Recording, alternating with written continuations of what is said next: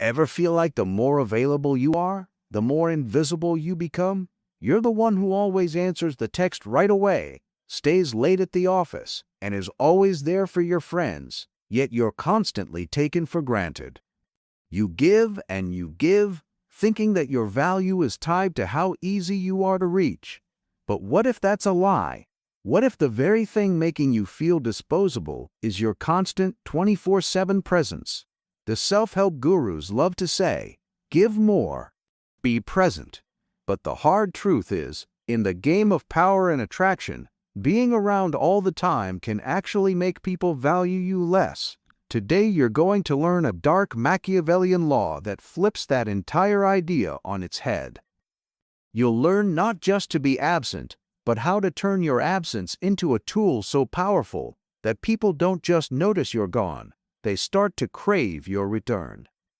This is the Machiavellian scarcity law, and it teaches that being where, not always available, is the real key to boosting your value in every part of your life. Machiavelli understood a basic truth about people. We're wired to want what pulls away from us and to ignore what's always around. When you're always there, you become predictable, common, and sadly, easy to forget. Your presence becomes like air, totally essential, but nobody notices it until it's gone. This is why a partner who gets a good morning text every single day stops feeling a thrill and pretty soon stops feeling anything at all. It's why the employee who always says yes to extra work gets passed over for a promotion. Your value didn't just drop, it was erased by your own availability. But when you learn to control your presence and make it a reward instead of a given, everything changes. Your absence creates a void, a sudden silence in a world that got used to your noise. That void makes people think. It triggers a deep-seated fear of loss. In that space you create, they don't just remember you, they start to rebuild your value in their minds. You become a prize to be won back, a mystery to be solved. This isn't about playing childish games. This is about understanding the basic psychology of human desire and using it to command the respect you deserve. Stick with me, because by the end of this, you'll know how to go from invisible to irreplaceable. Rule 1. The Law of Calculated Presence. The first rule in weaponizing your absence is to actually master your presence. That sounds like a contradiction, I know, but it's the foundation for everything. Before people can miss you, you have to be worth missing.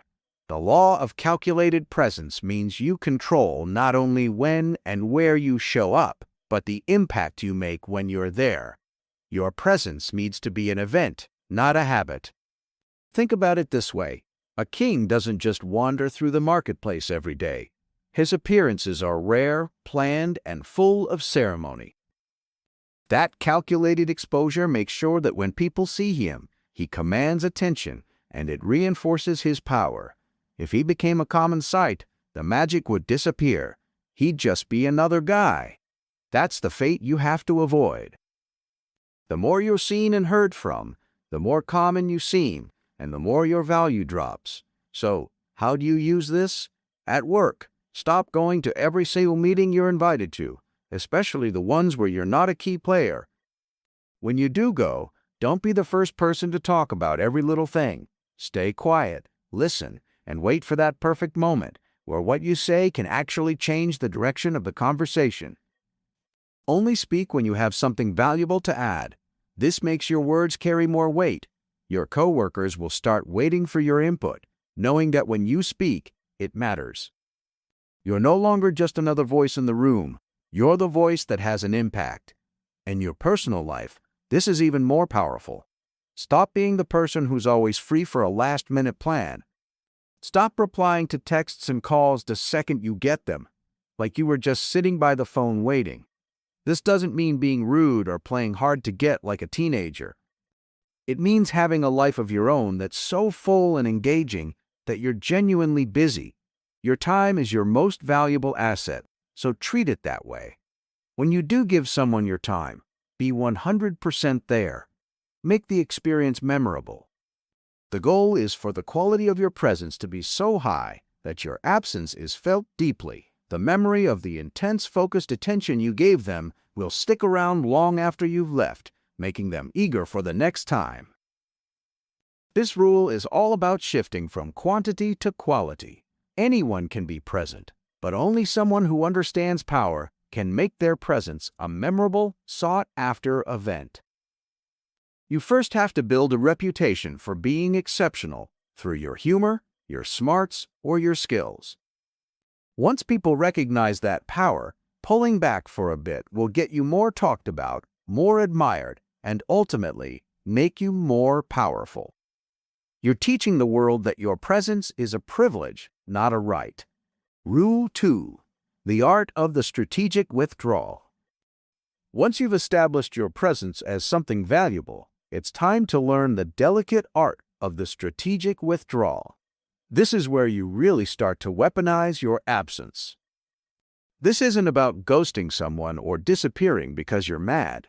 A strategic withdrawal is a deliberate, controlled, and temporary retreat meant to make people miss you and boost your perceived value. It's a psychological checkmate that plays on one of our deepest human fears, the fear of loss. It's a weird quirk of human psychology. We hate losing something we already have way more than we enjoy gaining something new. When you're always in someone's life, they start to feel entitled to your time and attention. Pulling back shatters that illusion. It introduces a sudden, unsettling scarcity that forces them to face a world without you in it. This fear can trigger a bit of a panic, shifting them from just passively appreciating you to actively wanting you. They start to chase you, not because you've changed, but because your availability has. In a relationship, this is the most powerful tool for reigniting a spark. If a partner has gotten lazy and takes you for granted, a strategic withdrawal can be the shock that resets the whole dynamic. Stop initiating all the calls and texts. Get busy with your own hobbies, friends, and goals. Don't announce it with some dramatic speech. Just let your absence do the talking. When they notice the shift, their mind will start racing to fill in the blanks. They'll replay your last conversations, remember the good times, and the fear of losing you will make them feel more attached. Your silence becomes a canvas where they paint their own desire for you. When you do come back, your presence isn't taken for granted anymore. It's a relief, a gift.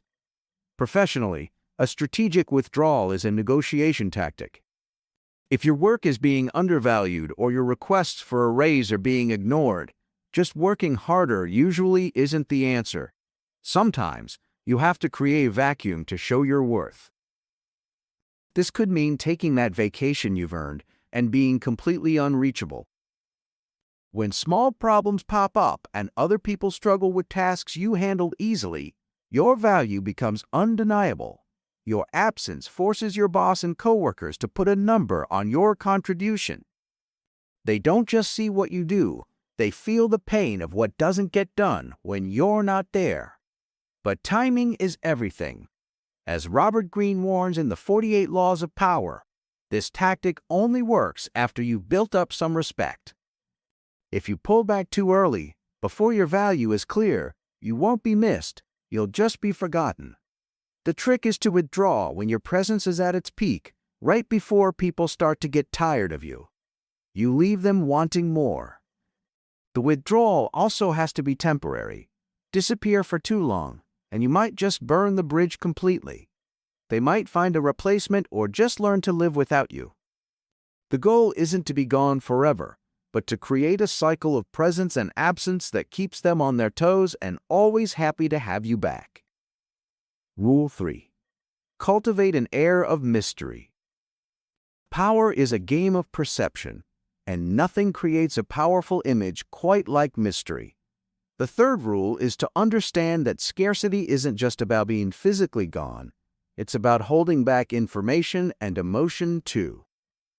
To make yourself truly scarce, you have to cultivate an air of mystery. People are naturally drawn to what they can't quite figure out. If you're an open book, you're predictable, and predictability is the death of attraction and respect. Machiavellian thinkers know that controlling information is everything. In your own life, this means fighting the modern urge to share every little thing. In an age of social media oversharing, where every thought, meal, and location is broadcast to the world, being private is a radical act of power. Don't reveal all your plans. Don't explain every single move you make. Don't lay out all your past heartbreaks and future dreams on a first date or in a first meeting. Always say less than you have to. When you say less, your words have more impact. People have to listen more closely and wonder what you're not saying. This creates a sense of depth, even if your thoughts are simple. You become a puzzle, and others will project their own ideas and fantasies onto you. They'll spend more time thinking about you, trying to figure you out, and that mental real estate is the foundation of influence. Try this in your daily interactions. When someone asks what you did over the weekend, you don't need to give them a play-by-play. A simple, "It was rejuvenating, I had a chance to disconnect," is way more interesting than a detailed story. It hints at a rich inner life that you're not obligated to share. This isn't about being dishonest, it's about being selective. You're the gatekeeper of your own story. You decide which chapters get read out loud. This is especially important in the early stages of a relationship or a business deal. Being too available in the beginning can feel overwhelming and cheapen the connection. Instead of constant texting, allow for moments of silence. Let them wonder what you're thinking. Let them reach out first sometimes. By not revealing all your feelings and plans at once, you create a challenge. The human brain is wired to solve puzzles, and you become the most fascinating puzzle they've ever met. This chase intensifies their emotional investment in you. Even your skills and talents should be revealed slowly. If you're good at a lot of things, don't put all your cards on the table at once. Let people discover your abilities over time. Each new discovery is a pleasant surprise that adds another layer to your mystique. They'll start to wonder, what else can this person do? Cultivating mystery shows you're secure in yourself. It signals that you don't need external approval or for everyone to get you. You have your own world, and access to it is a privilege that has to be earned. In a world full of noise, your silence is magnetic. In a world of oversharing, your privacy is a symbol of power. Master this, and you stop being someone they know and become someone they're always trying to understand. The fourth rule is to use this instinct by making your time and attention scarce resources that others have to work for. When your presence is a prize, its value skyrockets. You're no longer just another person in the room. You are the main event. This rule is about changing your mindset from seeking approval to granting it. A person of power doesn't chase, they attract. They don't ask for a seat at the table. They hold court at their own. To do this, you have to create situations that build social proof and a little friendly competition. In your social life, stop being the one who always makes the plans. Instead, build a life and a circle of friends so vibrant that your presence at any one event is a big deal. When you're invited to multiple things, you're forced to choose, and that choice automatically makes your presence more valuable to the group you pick. Don't be afraid to politely say no to invitations. A no from a person of value is more powerful than a yes from someone who's always free. It signals that your time is in high demand. In romance, this is the difference between being one of many options and being the option. When you're dating, don't pour all your energy into one person right away, especially if they haven't earned that exclusivity. Your attention should be a reward for their effort. When a potential partner knows or even just suspects that you have other interests and a full, engaging life, they're naturally motivated to step up their game. They have to work to get your focus, to prove they're worthy of being your main interest. This dynamic isn't about manipulation, it's about self-respect. You're signaling that you're a high-value person who won't settle for a half-hearted effort. Professionally, you use this law by developing a unique and essential skill set. When you're the only one who can solve a certain problem, you create a monopoly on your talent. Your expertise becomes the scarce resource. Companies will then have to compete for you, not the other way around. This leads to job offers, promotions, or leadership roles. To boost this effect, don't be afraid to let your accomplishments be known, subtly.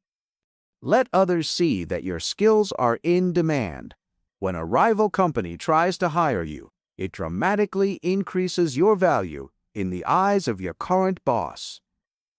This strategy can feel a bit Machiavellian because you have to be a cool-headed observer of social dynamics. You have to be willing to create a little tension and insecurity in others. You're basically showing them that your attention isn't a guarantee, but this pressure is what separates lukewarm interest from real loyalty. When someone has to work and compete to earn your presence, they become more invested in keeping it. They fight for their spot in your life, and they'll fight to stay there. You're no longer just a friend, a partner, or a colleague. You're a victory they're proud of. Rule 5. The echo chamber effect. Make your presence resonate. Your absence is only as powerful as the presence that came before it. If your presence is forgettable, your absence will go unnoticed. The 5th rule, the echo chamber effect, is about making sure that when you are around, you create an impact so strong that it echoes in people's minds long after you're gone.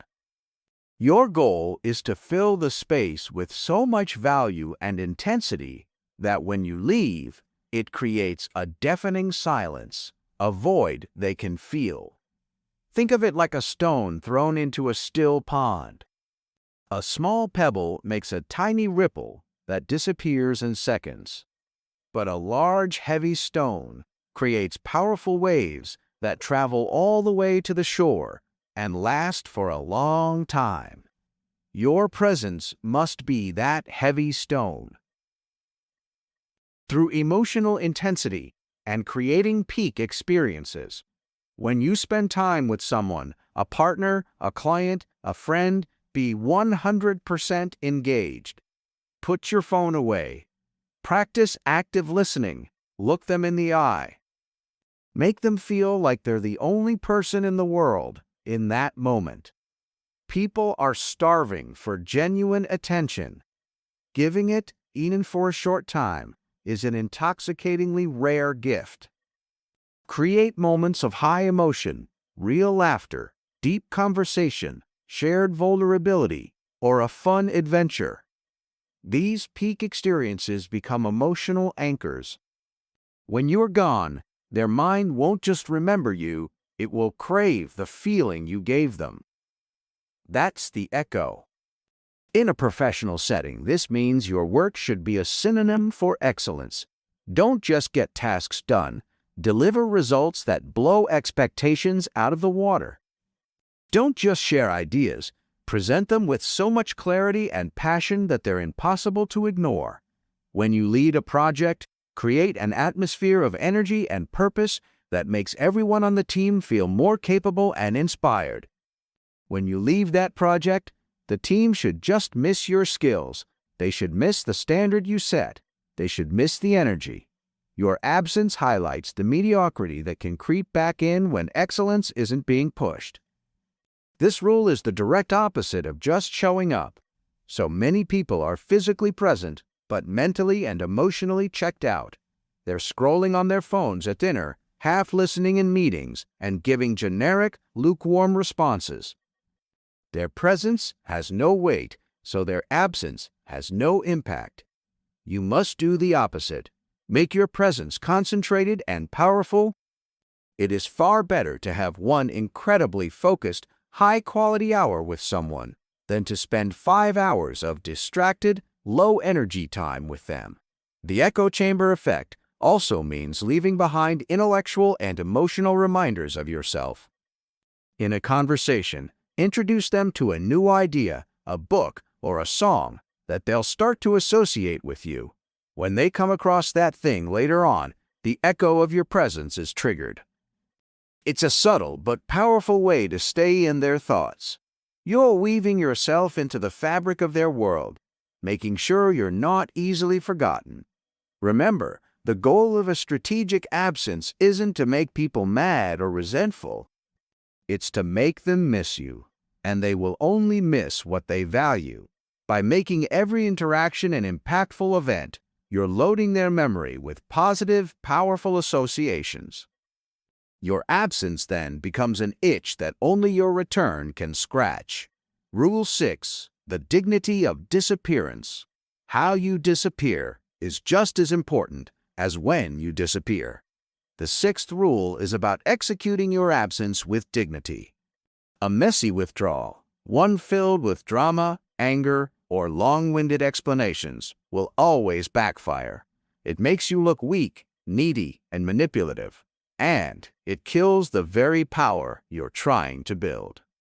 A dignified disappearance, however, is clean, quiet, and leaves the other person questioning themselves, not you. When you decide to pull back, you have to fight the urge to announce it. Don't send a long text explaining why you need space.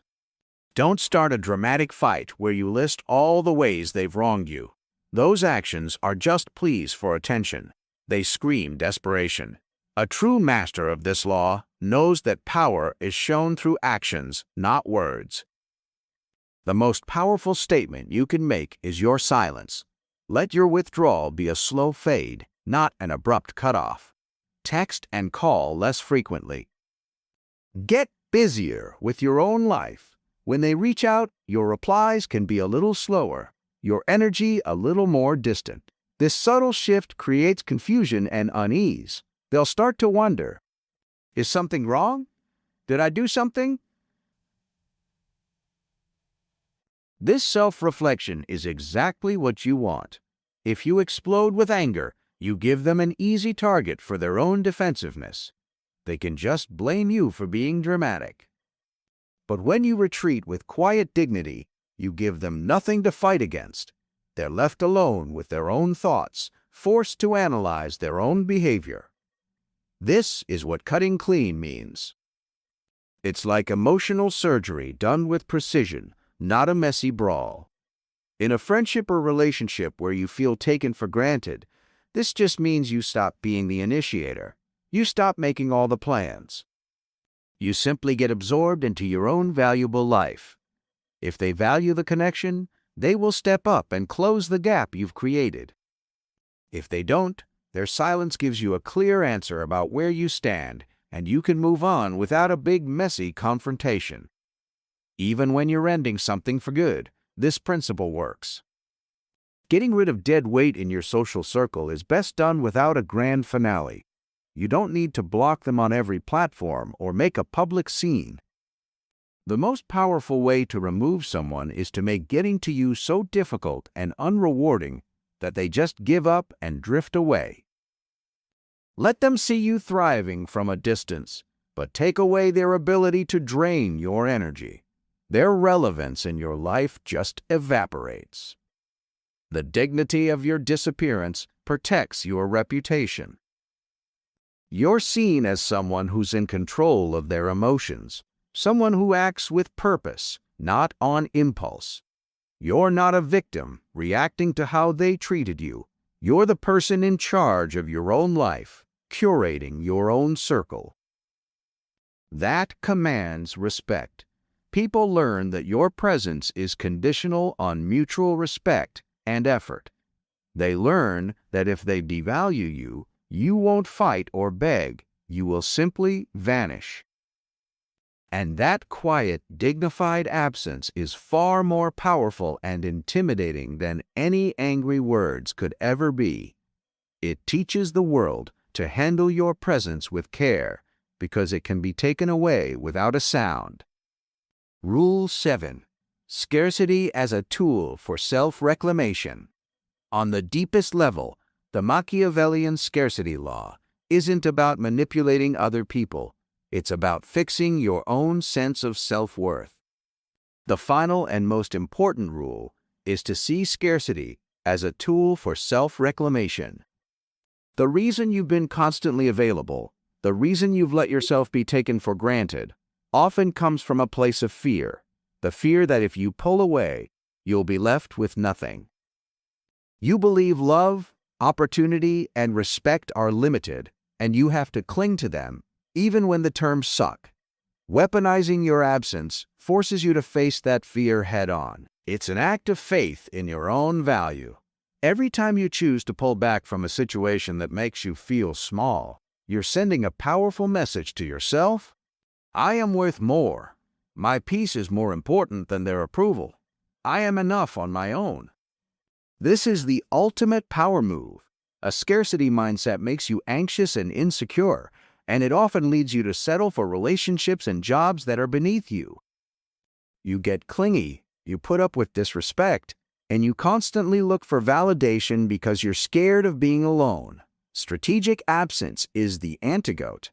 It forces you to build a life that's so rich and fulfilling that another person's presence is a great bonus, not a desperate need.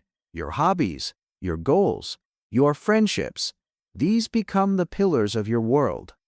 You're not creating a fake life to make someone jealous. You're building a real one that makes you strong. This is the ethical heart of this dark law. It's not about being cruel. It's about being radically honest with yourself and others about your standards. By making your presence a little more scarce, you're forced to make sure that the time you do give is the highest quality. You become a better friend, a more engaged partner, and a more impactful professional because your interactions are intentional, not just an obligation. You're offering quality over quantity. Ultimately, this law teaches you to guard your personal boundaries like they're the walls of a fortress. Every time you give access to someone who hasn't earned it, you teach them that your walls are easy to climb. A dignified withdrawal teaches them that you are the gatekeeper. It forces the world to respect you because you've shown that you respect yourself. This is how you heal your own sense of value. You stop chasing love, respect, and opportunity, and instead, you become the one who is chased, respected, and desired. You become scarce, not because you're playing a game, but because you finally realized your own infinite value. Today, we pulled back the curtain on one of the most powerful and misunderstood laws of social dynamics. We learned that being constantly available doesn't increase your value, it often diminishes it. We walked through the 7 rules that will help you turn your absence into an advantage, from being more calculated with your presence, to mastering the strategic withdrawal, to cultivating a little mystery. Remember, this isn't about becoming a cold, manipulative person. It's about understanding the raw, unfiltered truth of human nature and using it to protect your own worth. It's about shifting from being constantly available but totally invisible to a state where your absence is so powerful it creates a real craving for your presence. True power isn't about being the loudest person in the room. It's about being the person who is missed the most when they're gone. Don't just be present, be impactful. Don't just be absent, make your absence felt. Now go, and let them feel the weight of your silence.